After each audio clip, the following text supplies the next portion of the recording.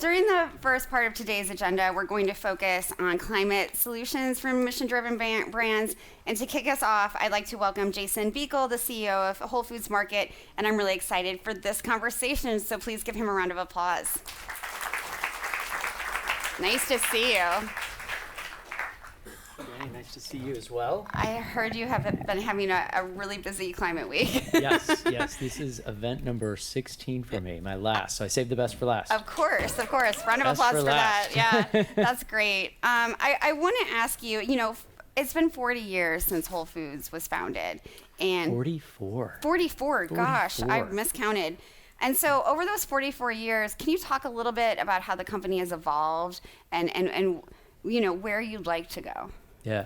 Well, I think more importantly, we'll talk a little bit like how we got started and how that sort of evolved. So standards have always been at the heart of Whole Foods Market. And it's something that we are really proud of. When you look at all the areas that we've really tried to influence and change the industry to help support a better stakeholder model overall. Obviously, the place we started was supporting organic and other forms of climate-friendly agriculture practices. We expanded into having up to 550 banned ingredients, things that we don't allow on our shelves. And that number keeps going up. We added 15 to that list this past year. We've taken big stakes in animal welfare, sustainable seafood sourcing, cage-free, and our standards are on cage-free plus. And so our goal is not just to make these products available at Whole Foods Market, but to help drive change in the broader industry. When I talk with my team about why we do this, it's to have a ripple effect. And what's great is it's not just the work we're doing, but as we help put these standards in place, it's our suppliers, and I see many of you here in the audience, that help take these products and expand them to other retailers. And we make them more accessible to more and more customers. And the way that I look at it is, we achieved our first mission at the point by which the highest quality natural and organic products started becoming available to the masses. Yeah. And so our job now is to continue to raise those standards so we can help protect the future of our food systems for the next generation. It's a great responsibility, a huge responsibility that Whole Foods has, because you are driving so much of the growth in regenerative, organic, sustainable, climate friendly. And there's so many folks who are representing brands in this room who are either on Whole Foods shelves, as you indicated, or want to be. And so I'm wondering, what do you think is important for them to know about, sort of the future of Whole Foods and how you're looking forward? Yeah, well, first and foremost, we're going to continue to elevate those standards. And, even today, amongst all of our suppliers, when we sit down and have our top to tops, and I was actually having a conversation recently with a supplier, it's like, it is so different having one of those experiences with us versus some of our competitors, where it's a financial conversation. It's about like, how are we going to be, improving our margins and our sales and all the different steps we're going to financially. And those things are important, obviously, to make sure that our business is sustainable. But they're like, it was impressive. Like, we spent time talking about what are you doing to help elevate your standards? What is your plan around regenerative? And this was a supplier where they had some organic, some conventional, have not yet gotten to the step of taking the rest of their assortment and having certifications around regenerative. And it was a great dialogue to understand the work that they're going to be doing, and for us to say, how does that fold into our broader strategy? Right. And so one of the pieces of advice that I would give is, don't just think about the next quarter or the next year. Have the game plan for what are you going to be doing across all facets of your business, including supporting the broader stakeholders. And obviously, this week being Climate Week, the environment being one of those that we will talk about in those discussions, and sort of bring those thoughts, into, if you're pitching a product for the first time, be able to share some of those things. Yeah. If you're, existing supplier, be able to let us know what are the things that you're doing to help elevate and raise the standards. And that, for me, is a great way for us to be able to connect on our core values and our higher purpose of nourishing people on the planet. It sounds like when you have those conversations, those dialogues with brands that are not focused on being transactional, that you can really get into the deeper sort of parts of their mission that elevate them and elevate Whole Foods. Yeah, exactly. And one of the things I like to think about this, I talked about like the ripple effect. what is amazing to me is we have so many different suppliers where we have really aligned values, and what they're looking to do either through their purpose or their mission, matches with what we do. And nothing gives me greater pride than being able to sit in some of those discussions and hear about the impact that they're driving in the world or in the communities at the same time.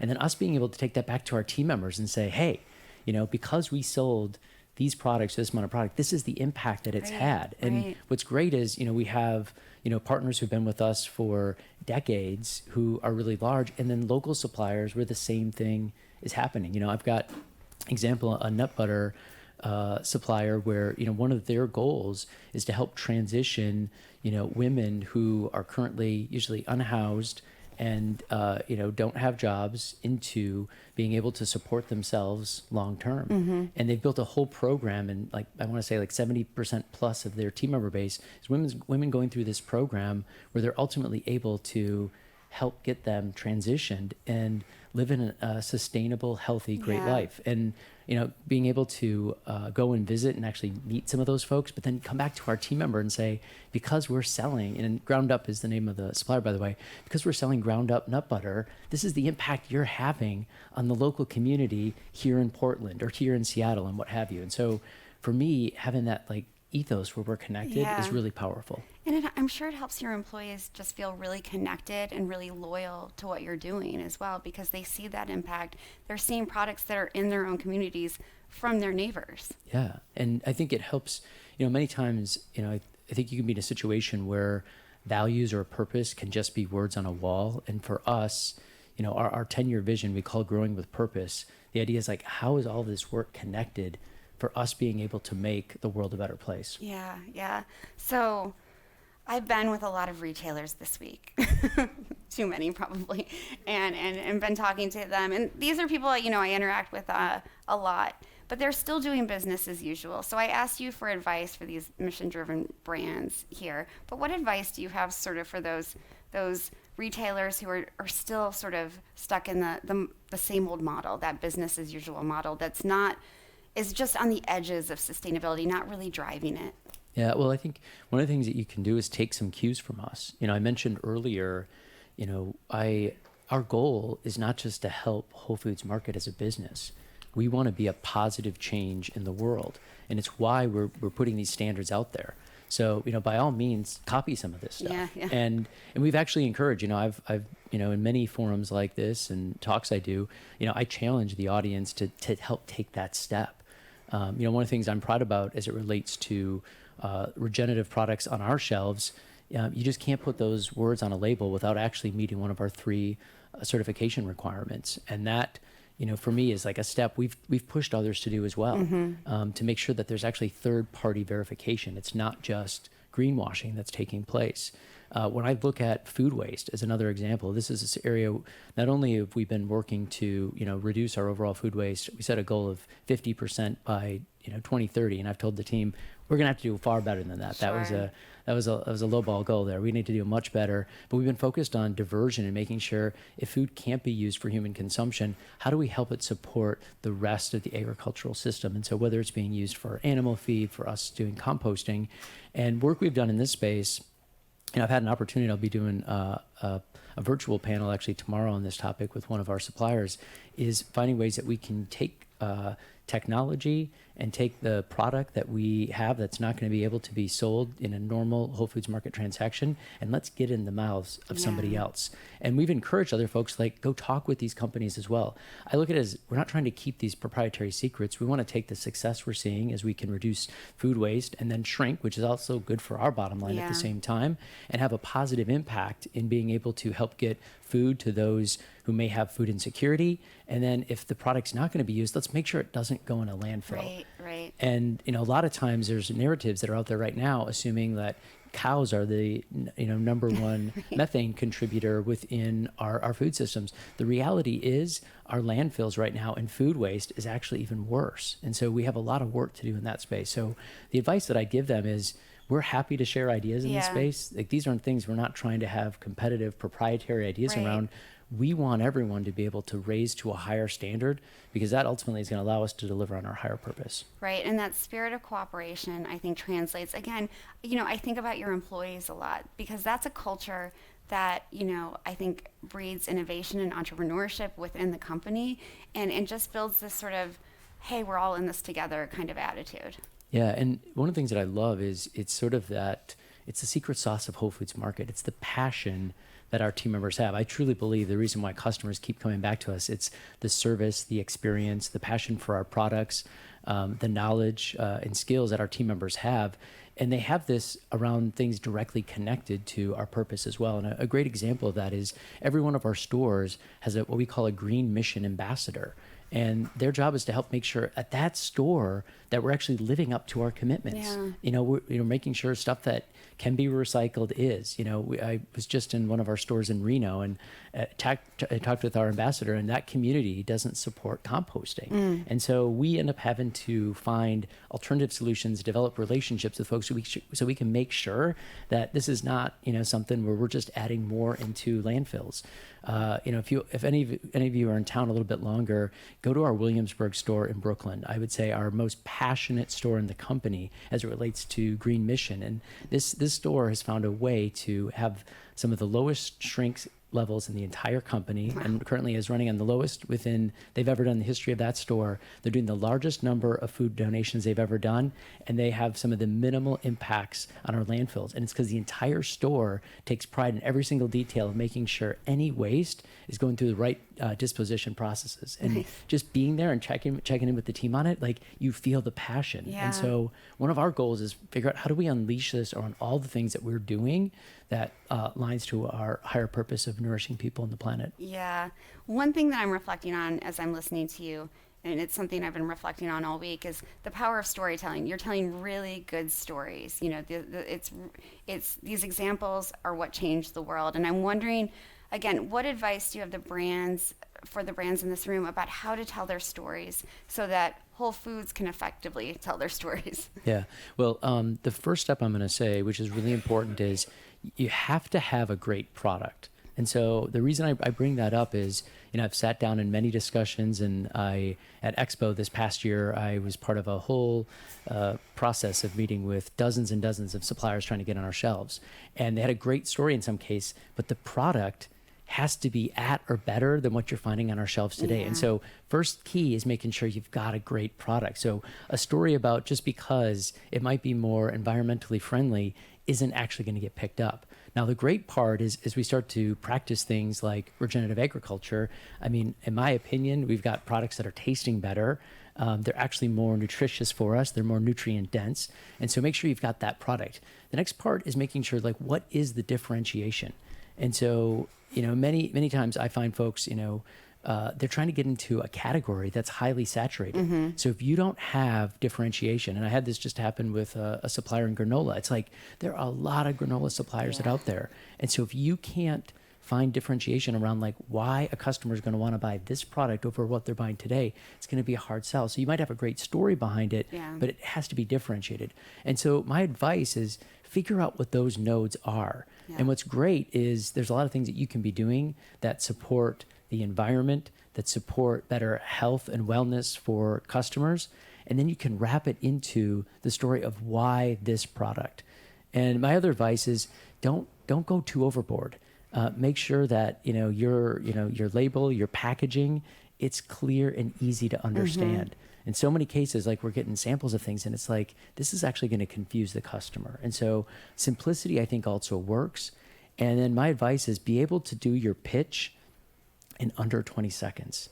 Because that's what's going to be able to stick with customers. It's tough though, but you got to be able to tell, whether you're meeting with a buyer of ours or you're, doing demos as customers are walking by, if you have to talk for a minute or two, you're going to lose folks. And so be able to get that really crisp. And so those would be a few pieces of advice. Yeah, the storytelling is critical for all of you as brands. Do you think that consumers are getting confused by all of these like different kinds of stories that brands are trying to tell, because there's a lot. It's climate friendly, it's, pollinator friendly, it's, all of these things, sustainable, which people don't understand what that means. Those third party certifications you mentioned help, but it's when a parent is just trying to go through Whole Foods Market and get something for dinner, what's going to stand out for them?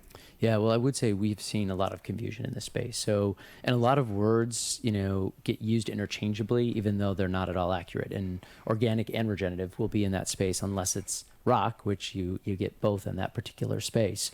And so that's why I was making the point around the kind of like the 20-second piece is like, why should I buy this product as a consumer? And so figuring out like, what is your quick pitch on this, on why this particular product is something that customers are going to want to eat, share with their families, and enjoy. So that goes back to the simplicity part. When we start to add too much complexity in there, it's really difficult.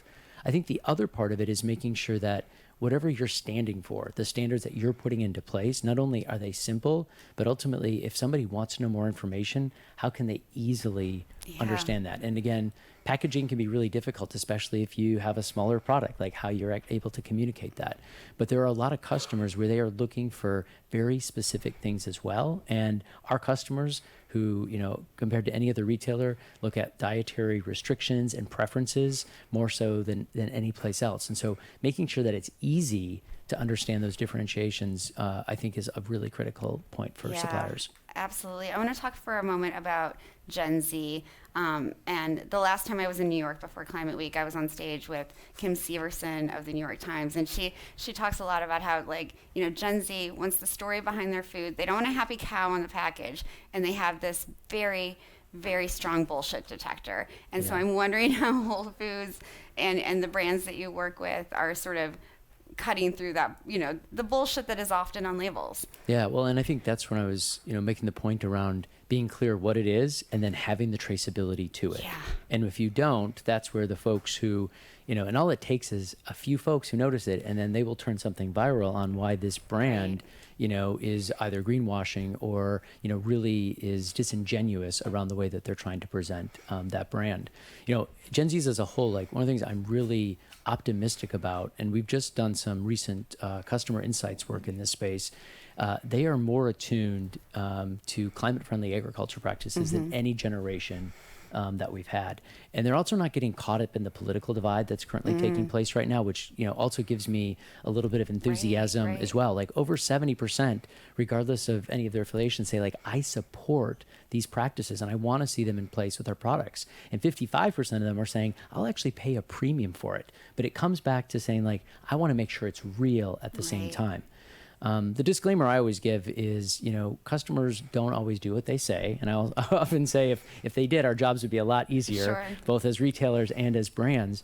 But what we found is at least 25% of them usually are going through this. So I look at that as like, hey, that's at least a step in the right direction, especially for a generation who's going to start influencing more and more, not only the products on our shelves, but eventually we'll be helping support policies that help ensure that these practices aren't necessarily greenwashed or become, standards that we put into place in our agriculture and food systems. Right. I want to shift gears a little bit and talk about what happens when mission-driven brands are acquired by larger companies.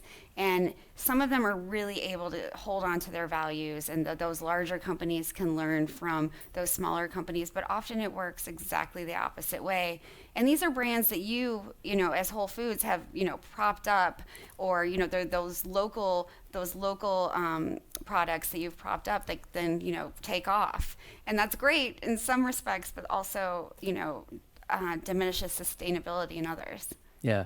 I just want to tell a funny little story. I was mentioning when I was out at Expo, meeting with all these emerging brands, kind of listening to the product pitches, just about every single one of them, I was asking sort of like, what is your mission, your purpose? And so they had something tied to, this is the positive impact that I want to have in the world based upon my product, or way I want to impact communities or society, what have you. And then I would ask sort of like, what is your long-term strategy? What is the exit plan of this? And then for all of them, it's like, I want a big CPG company basically to buy me. And so I was like, those two, and it was really funny because that was usually, not one actually said, I want to be a public company. I want to be like, The idea was like, well, eventually I want to build a business that, someone wants to, buy and what Yeah. have you. And what I said is, well, those two things oftentimes may not go hand in hand. Right. So if that is your long-term purpose, genuinely, like, how do you make sure that you're building a foundation that if that is your exit plan, you can be successful? And as a company that was acquired in being part of Amazon, I think we actually put together a really good playbook that has allowed us to protect our purpose and our core values, our quality standards, and the culture. Yeah. And my advice is build the artifacts that help support those things. Yeah. And I've talked with numerous founders and CEOs of companies that have gone through these acquisitions, and things have been rough. And sometimes it's because the leadership that's above them changes, and that happens as you become and stay longer and longer as part of a company. And so if you're able to build those artifacts early on, and my advice is before any deal closes, around this is how we want to operate things, and have them in place when there's turnover or things change in the parent company, you can go back to it and say, but this is what we talked about. And then it's not to say that they're, binding contracts that necessarily will be upheld in a court of law, but I will say, having gone through a few of those things before, and we've had leadership changes above us, and we go back and we talk about, like, here's our intention around the quality standards. Whole Foods Market, as an example, we have a series of leadership principles that we developed after we became part of Amazon, and they don't mimic. They're not 100% the same. They're inspired by, they generally align, but the things that were special nuances of our business, we called out very specifically. And we had that dialogue with our leadership within Amazon, and I think it's allowed us to flourish really well as partner with our parent company in the best way possible. And so, like, my number one piece of advice is build those artifacts and be really clear around what's important with this company. And, hopefully that will help set the right stage. I'm actually doing a panel next month on this exact topic to help give some advice in that space around how do you consciously lead through an integration where there might be, sort of different values or, different guiding principles in those businesses. So helpful. Thank you for that. So, Julie and others mentioned at the beginning of this that we're at an inflection point, and Climate Week is always this time for reflection. And I wonder, as we sort of wrap up, do you have a call to action for the brands and the companies in this room of how to deal with, we're in a very politicized world. We feel a lot of urgency, right, to do the right thing, especially around climate, but also other issues. What's the call to action? Yeah, I mean, glad you asked that, because as I've been doing a lot of these events, this is really where I've been wanting to take the last few moments and make sure that when we're all together 12 months from now, we're not in the same place. And it's really easy for us to continue to just talk about what the problems are. And so one of my pieces of advice would be is after this week, go back with your team, look at what your plans are for the next year, maybe 2-3 years out of what you're looking to do. And from a stakeholder perspective, say, like, what are the areas that need to stay above the line, like we need to make progress on, and set some targets to say, okay, in 12 months, this is what we need to do. And obviously, as a business who needs to be sustainable, there's things that tie to your financial performance and how you want to look at growth. But as it relates to the stakeholders around the environment and community, put some things out there, put stakes in the ground, and then spend time every quarter saying, are we actually progressing this? So when we all come back together 12 months from now, we can say, these are the things that we've done. And the other part is, like, have courage to be bold and collaborate. And one of the things I'd also do is, some of you are probably competitors in this audience. The same way that I was challenging earlier, what I'd love to see among some of our competitors and being able to take practices that we have in place. A good example of that is we launched a pollinator policy announcement, at the end of last year. It goes into effect at the beginning of 2025. And as we did it, we actually challenged other folks to do it, and other retailers did. Now, was it to the exact extent of ours? No, but it was moving folks in the right direction. And I think amongst all of you as well, even if you're competitors, it's saying, like, if we can be doing things that are helping, ensure that we can not only have successful businesses, but we can support the environment and our communities at the same time, I think that's where we're actually going to have meaningful change. Yeah, encourage each other to move in that direction. And I have to say, I was with Sam Cass last night, and he said exactly what you said. Like, don't come back next year and tell me the same old bullshit. Yeah, exactly. And it's really refreshing. Thank you so much, Jason. Oh, it was great. Thanks so much for having me. Thank you.